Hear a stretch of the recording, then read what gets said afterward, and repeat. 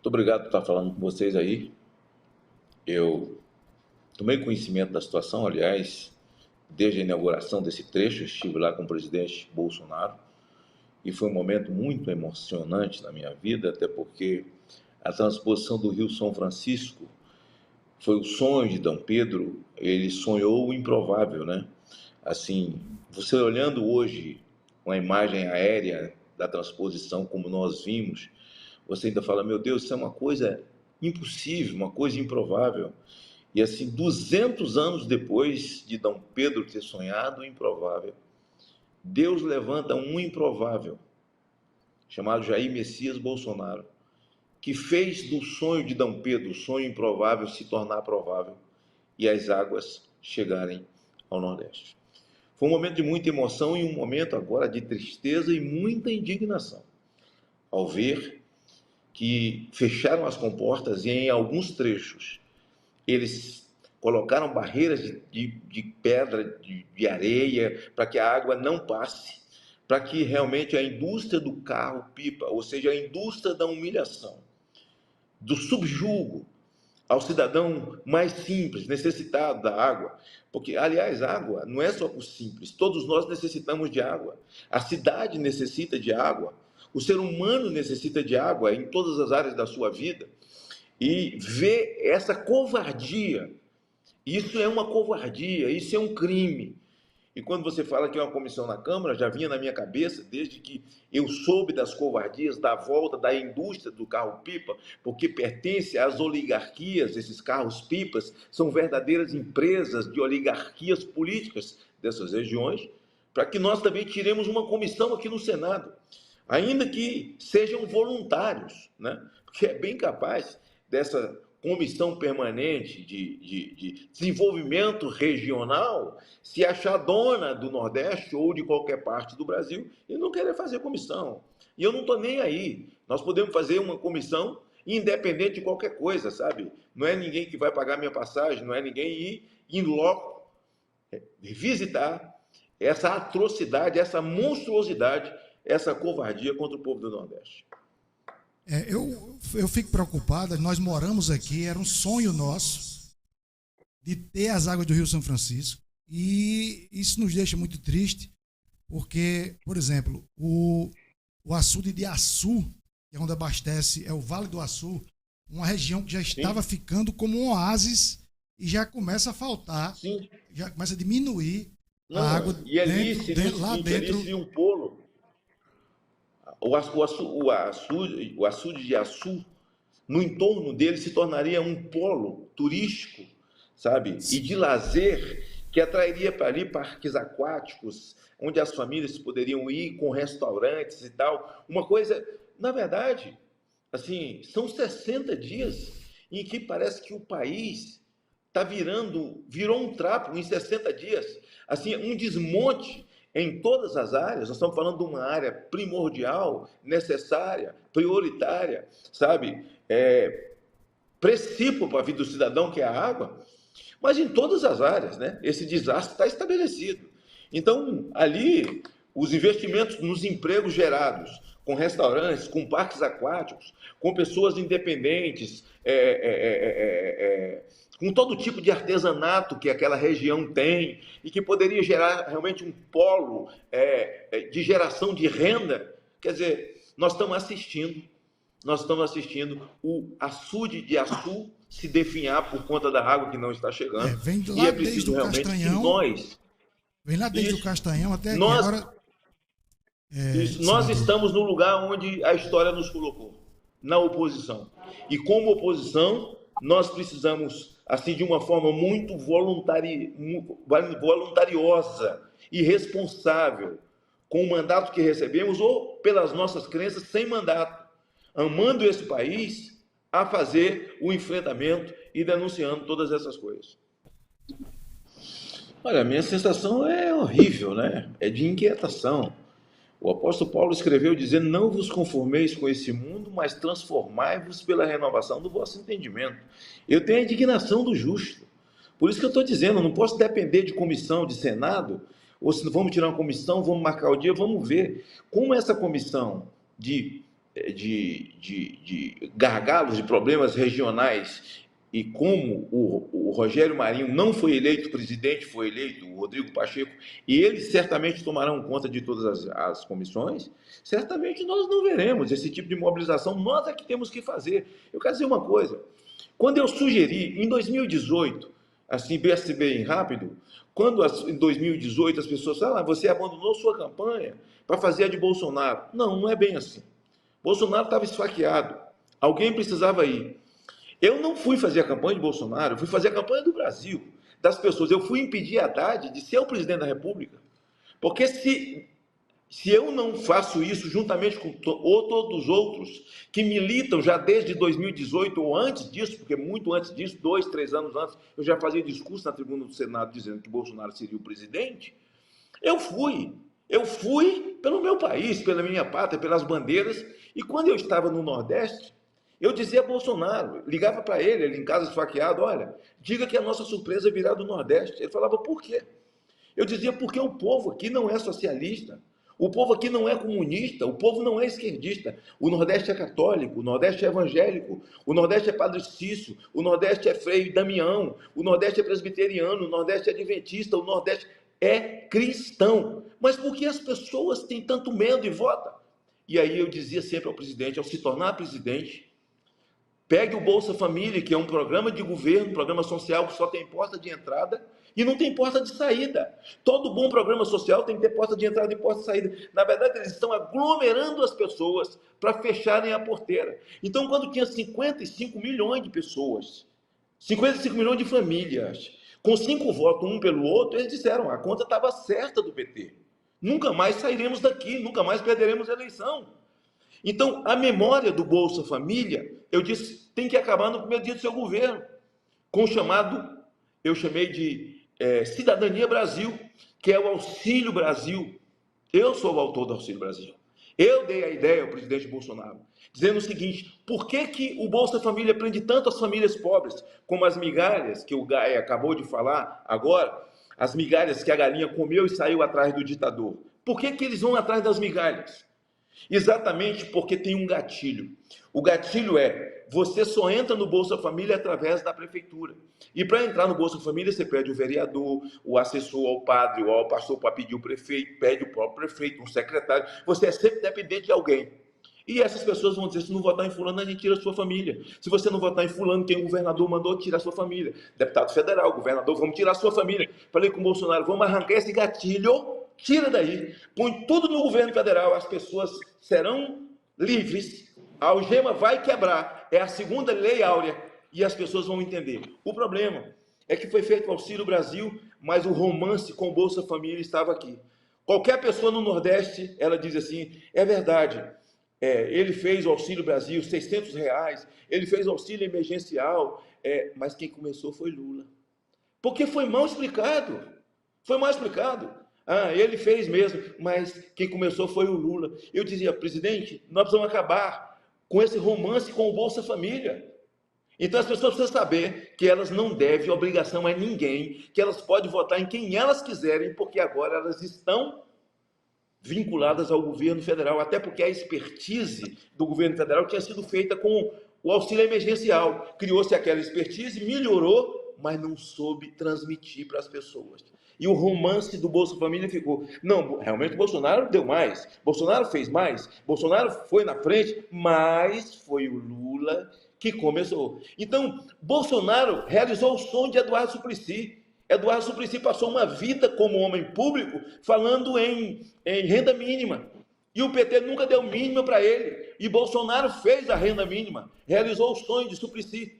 Não é? Então isso foi mal comunicado, porque o Nordeste é, sem dúvida alguma, literalmente, majoritariamente cristão. O Nordeste não é comunista, o Nordeste não é socialista, não é nada disso. Nós precisamos ensinar o povo a acabar com esse romance.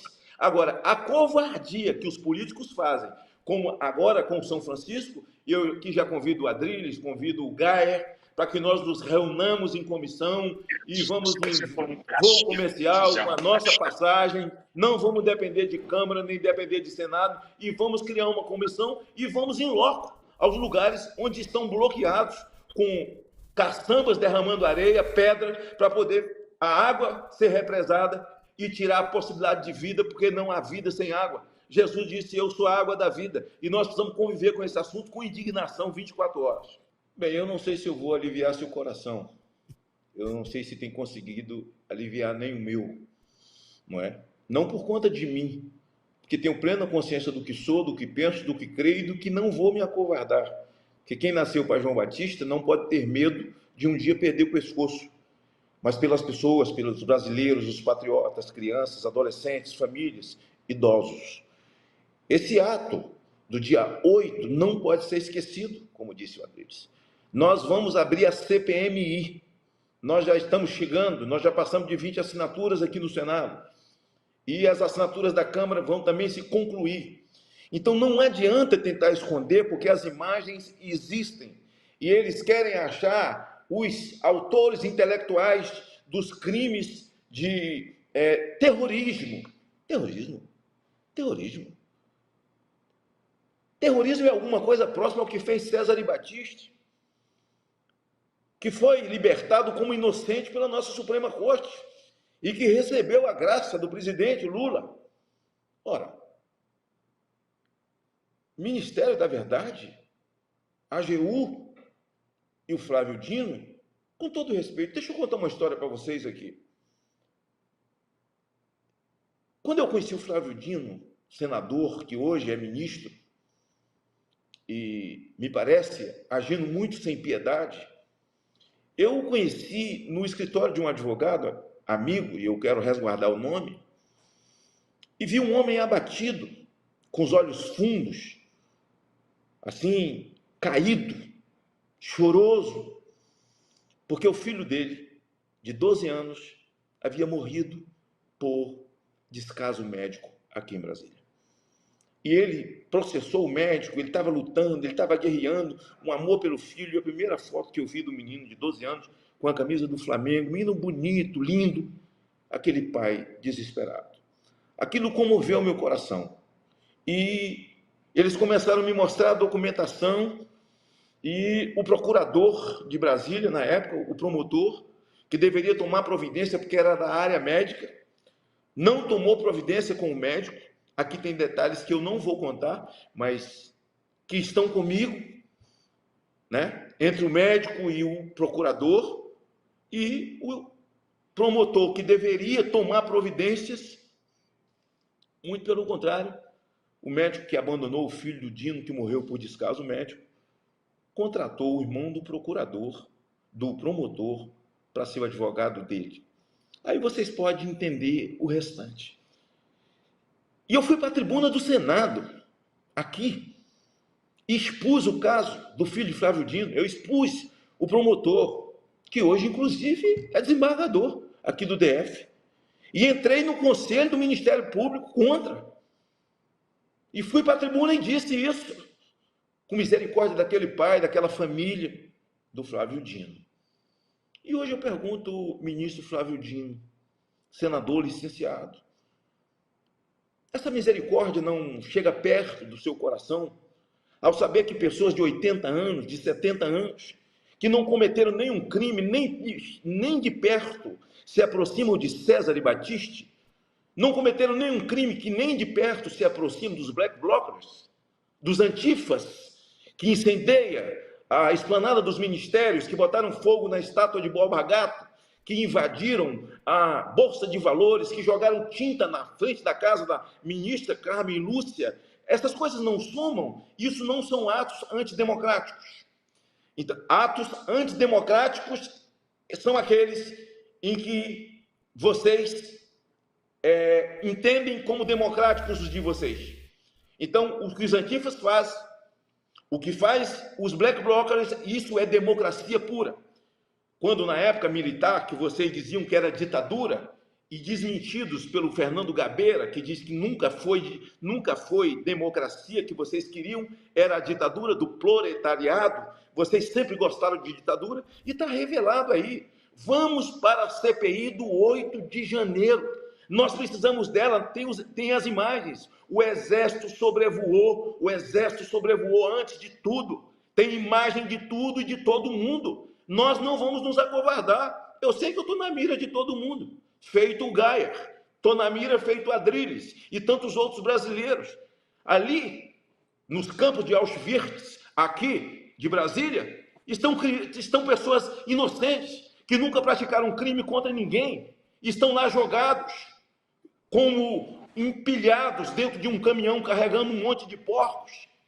E nós não podemos aceitar isso. Nós temos que agir com a indignação do justo e sem medo. Quando você pergunta, começou agora, tem pouca ação, tem muita gente que veio querendo fazer muita coisa, mas chegou aqui, se segurou um pouco, aí, e diz o Gaia, para manter a sobrevivência, para sobreviver até a instalação dessa CPI. Está todo mundo se movimentando. Hoje é segunda-feira, não tem nada aqui no Senado. Todo mundo que eu encontrei pelos corredores é desses 32 que votaram no Marinho.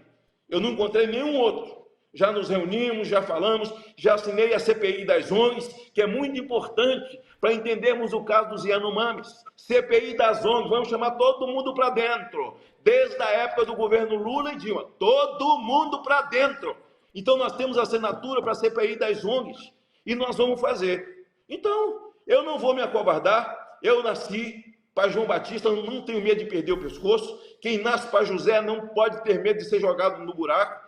E eu não vim aqui para me calar e me acovardar. Então, eu tenho essa história e falo e me dirijo mais uma vez. Senhor ex-governador, ministro Flávio Dino, a misericórdia que assaltou meu coração ao lhe ver chorando, que Deus faça assaltar o seu coração. E outra coisa, o senhor é comunista, não toma o nome de Deus em vão, não. A Polícia Federal, a Polícia Rodoviária Federal, governador, ouviram de vocês, se for falar em aumento comigo, eu vou responder, Deus proverá. Não tome o nome de Deus em vão. Como eu sou baiano, nasci na Bahia, eu diria, para quem deu esse voto, confiando que ia comer picanha, faz o lê aí, faz o lê. Porque o ABC na Bahia, quando a gente aprende na escola, no primário menino, é A, B, C, D, E, F, G, H, I, L, G, Me. É me, ne, o M é me, o N é ne e o L é lê. Aí no Nordeste. Então faz o lê aí. Faz o lê aí, quem confiou e que já viu sua empresa desabar, o seu banco desabar, a inflação subir, carcomer os parcos recursos de os pobres que vão pagar imposto de renda a partir de um salário e meio. Então nós estamos vivendo um momento monstruoso que eu nunca vi na história de lugar nenhum e voltei para esta casa no momento mais difícil da vida da nação, mas pode acreditar, eu não vou botar o galho dentro em nenhum momento. Agradeço muito, passo procuração ao Adrilles, pela competência dele, né? Ele pode substituir eu e o Gaia e o time todo. Inclusive né? eu. Eu vou ter uma reunião. Inclusive você, com o nosso líder Marinho, né? Que é o nosso líder, é o líder da oposição aqui no Senado, né? E nós estamos tomando as nossas providências e já uma série de projetos que eu protocolei já aqui, trabalhando muito com a minha assessoria. Mas a minha grande luta é a defesa da vida, a defesa da criança, e nós tivemos essa triste notícia circulando aí que um pai de 27 dias de nascido. Eu presidi a maior CPI da história desse país, foi a do narcotráfico, em seguida da pedofilia, e pude escrever as leis que hoje estão vigentes, que podem prender e investigar com duas leis significativas, que é a Lei Joana Maranhão, autorização a mudança do 240 e a Lei da Infiltração, que pode se fazer a investigação e as grandes operações acontecem. E quando eu quebrei o sigilo da Google na CPI da pedofilia,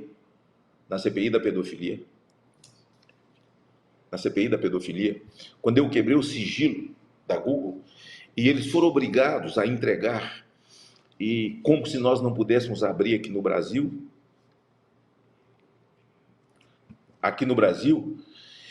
nós abrimos. Conseguimos abrir com o Prodazem do Senado, alguma coisa que tinha a Polícia Federal, porque em 2006 não tínhamos lei, o que tinha no ECA não existia nada, estava chegando a tecnologia, a internet, era a época do Orkut, ninguém sabia nada sobre crime cibernético ali na CPI da pedofilia, quando tudo explodiu e eu revelei um Brasil que estava entre os 3 maiores abusadores do planeta. Aliás, Adriles, hoje ainda é o maior consumidor de pedofilia na internet, o Brasil. E quando nós abrimos aquilo tudo e as imagens estarrecedoras de abuso de bebês, e eu vi uma imagem horrível de um médico pediatra abusando de uma criança de 30 dias de nascido, e essa notícia de anteontem é de um pai que abusou de uma criança de 27 dias de nascida. Olha só onde nós chegamos. E essas desgraças ficam num seguro na cadeia e saem de lá por bom comportamento. Eu estou entrando com um pedido de plebiscito para o Brasil, para que nós possamos ter prisão perpétua, porque essa gente não tem jeito. Esse bebê veio a óbito depois do abuso desse desgraçado, e não existe pedófilo de um caso só. Ele é revelado. E então, quando você vai no histórico, e isso é a Lei Joana Maranhão, e eu quero chamar a atenção para você que está assistindo e que já sofreu abuso na infância, que vive com esse monstro dentro de você e nunca falou. Quando nós alteramos, era uma lei civil privada, nós tornamos uma lei civil pública, e você pode denunciar o seu abusador com a idade que você tiver. Se você foi abusado na infância, se você foi abusado na adolescência, o crime não prescreve. E fica aqui a minha revolta. Uma criança de apenas 27 dias, nós convivemos com um crime em que nós temos que preparar os nossos filhos na tenra idade para que possa se autodefender. Uma mãe dá banho numa criança de 1 ano, 2 anos, não tem que ser o pai, porque muitas vezes é o pai que está envolvido, ou alguém no entorno da família, muito próximo, e a família não tem como denunciar. Mas a mãe mostrar para o bebê, as mães que estão vendo e que vão ver essas imagens depois, por favor, dê banho na sua filhinha, no seu filhinho, mostra ele onde é que faz carinho, é na mão, é na testa, no rosto, mostra lá, diz, isso aqui é para fazer xixi, papai do céu deu para fazer cocô, o seu bumbum, aqui ninguém põe a mão, só a mamãe para dar banho em você, protege, porque infelizmente, chega um momento que nós não podemos olhar para eles 24 horas, e isso dá uma dor na alma. Todo mundo que está convivendo com essa notícia, com o abuso de uma criança, eu fui na cidade lá do Piauí, em Corrente, prender um prefeito de uma cidade que abusou da filha do presidente da Câmara, uma menina de 8 anos, fazendo quimioterapia com câncer na medula.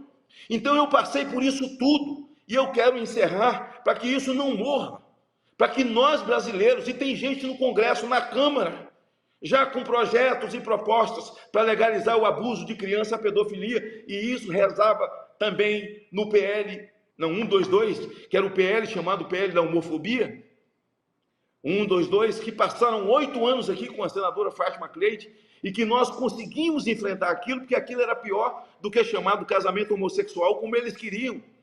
Era crime, você vai para a cadeia se você não aceitar a opção sexual de alguém. Então, quer dizer, se você não aceitar a opção sexual de um pedófilo, você que é o criminoso. Se você não aceitar a opção sexual de um necrófilo, você é o criminoso. De um cara que pratica bestialidade, você seria o criminoso, vai para a cadeia, crime inafiançável. Quer dizer, mais que isso, eles queriam legalizar essas desgraças. A essa mãe, a essa família enlutada, ao Brasil, às nossas crianças, a minha dor. E nós precisamos fazer essa grande luta para a prisão perpétua, que, aliás, além de pedofilia, nós precisamos incluir corrupção nisso e narcotráfico nisso também. Além de lutar para a não legalização, nós precisamos incluir em crime de prisão perpétua o narcotraficante. Muito obrigado a você pela oportunidade e parabéns pela iniciativa. Conte conosco. Adriles, um abraço a todos vocês.